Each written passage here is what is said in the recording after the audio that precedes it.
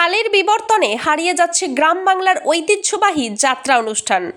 রবিবার পূর্ব বর্ধমানের আউশ গ্রামের গুসকরা শহরের একটি অনুষ্ঠান বাড়িতে আমরা যাত্রা ভালোবাসী সংগঠনের উদ্যোগে মিলন মেলা অনুষ্ঠানের আয়োজন করা হয়।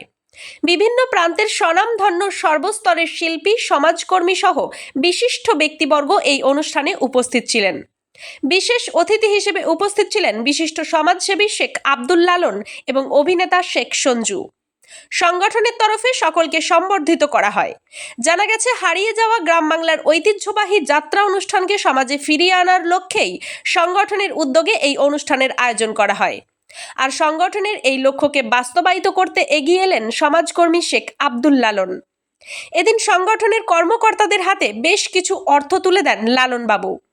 আগামী দিনেও এই সংগঠনের পাশে থাকার আশ্বাস দেন তিনি।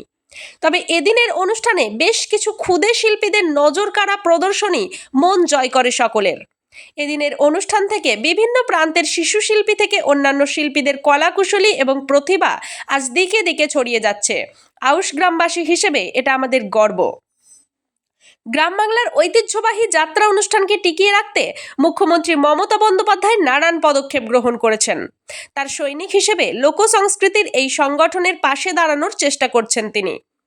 পাশাপাশি টলিউডের অভিনেতা শেখ সঞ্জু বলেন, গ্রাম বাংলায় একসময় মাটিতে বসে যাত্রা অনুষ্ঠান দেখতে সাধারণ মানুষের স্বতঃস্ফূর্ততা লক্ষ্য করা গেছে, কিন্তু সভ্যতার বিবর্তনে আজ সেভাবে যাত্রা অনুষ্ঠান দেখতে মানুষের আগ্রহ লক্ষ্য করা যায় না। আগামী দিনে এই যাত্রা অনুষ্ঠানকে আধুনিকরণের রূপ দিতে পারলে হয়তো পুনরায় এই গ্রাম বাংলার ঐতিহ্যবাহী যাত্রা অনুষ্ঠান সমাজে ফিরে আসবে।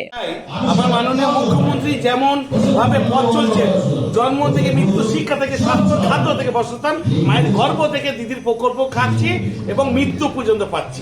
তাহলে এইভাবে যদি তিনি আগাতে পারেন, তাহলে এই যে যাত্রাকে রক্ষা করার জন্যে এই উদ্যোগকে, এই কমিটিকে আমি শুধু সাধুবাদ জানাবো না, আমিও চাইছি যে এইরকম ধরনের উদ্যোগের পাশে আমি বললাম তাই ওনাদিকে যে আপনাদের এই কমিটির মধ্যে আমাকেও একজন সদস্য করে রাখা হোক।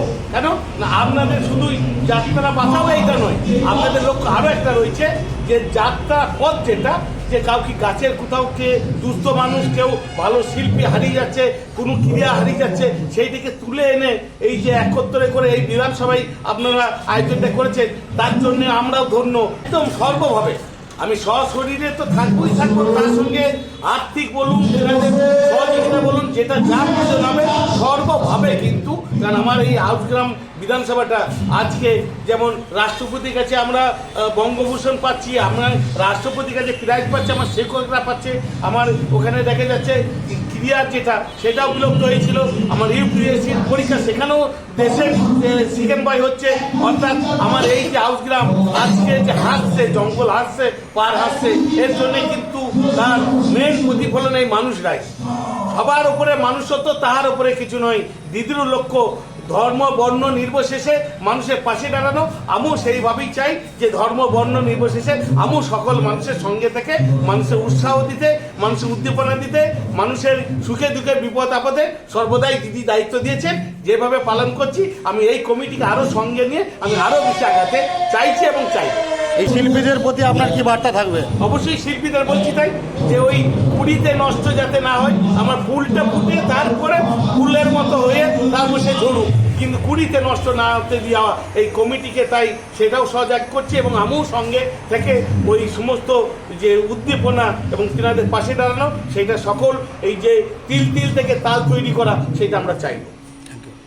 যেটা মুখ্যমন্ত্রীর উদ্যোগ এবং আমাদের রাজ্যের তরফ থেকে যেটা চলছে, সমগ্র 31শে জানুয়ারি থেকে একটা যাত্রার পালার একটা অনুষ্ঠানের পর্ব একটা চলছে, সেটা এখনও বিদ্যমান রয়েছে। আমরা আজকে এসেছিলাম এখানে গুসকরা আমরা যাত্রা ভালোবাসি তাদের আমন্ত্রণে এসেছিলাম। তারা আমাদেরকে আমন্ত্রণ জানিয়েছিল যে আমরা কিছু ছোট একটা প্রচেষ্টা করছি, যারা গ্রাম বাংলা থেকে উঠে আসছে, বিভিন্ন ক্ষুদ্র শিল্পী যারা রয়েছে তারা চেষ্টা করছে এবং তাদের পাশে দাঁড়ানো। তো সেটার জন্য আমরা আজকে এসে দাঁড়িয়েছি। আমরা মহামাটির মানুষের সৈনিক, আমরা অভিষেক ব্যানার্জির সৈনিক, আমরা মমতা ব্যানার্জির সৈনিক। তো সেই জায়গা থেকে মমতা ব্যানার্জির যে উদ্যোগগুলো, যে যারা ছোটো ছোটোভাবেও যারা কিছু করার চেষ্টা করছে তাদের পাশে দাঁড়ানো, সেই দাঁড়ানোটাই আমাদের মূল উদ্দেশ্য, আমাদের অন্য কোনো উদ্দেশ্য নয়। আমরা এখানে যাত্রা এবং যে সমস্ত কর্মকাণ্ডগুলো চলছে সেগুলোর পাশে দাঁড়িয়ে যাতে তার একটা সমৃদ্ধি ঘটে, তার জন্যই আমরা বিশেষ করে আজকেও অনেকে বক্তব্যের মাধ্যমে বললেন যে আমরা যাত্রাপালাকে যদি বাঁচিয়ে রাখতে হয় তাহলে আমাদেরকে কিছুটা আধুনিক হতে হবে। তো সেই আধুনিকতার দিকে আমরা এগোচ্ছি, কারণ আজকে আমরা বিগত দিনে দেখেছি আমরা যখন যাত্রা দেখতে যেতাম, সিনেমাও দেখতে যেতাম, তো যখন পর্দাতে সিনেমা চলতো আমরা মাটিতে বসে সিনেমা দেখতাম, একটা মাটির সঙ্গে টান থাকতো। সেই টানটা আজকে অনেকটা চেয়ারের দিকে এগিয়ে গেছে। তো সেই জন্য আমরাও চেষ্টা করছি যাতে সেই আধুনিকতার ছোঁয়াটাকে আনা যায় এবং সেই যাত্রামুক্তি করা যায়, যাতে যে কলাকুশলীরা এই সমস্ত কাজ করেই তাদের সংসারটা চালায়, তাদের সংসারটা যাতে চলে, তার জন্য কিন্তু আমরা মানুষকে এদিকে নিয়ে আসার একটা প্রচেষ্টা রাখছি। আউশ গ্রাম থেকে শেখ মিলনের রিপোর্ট, সোজা কথা নিউজ, পূর্ব বর্ধমান।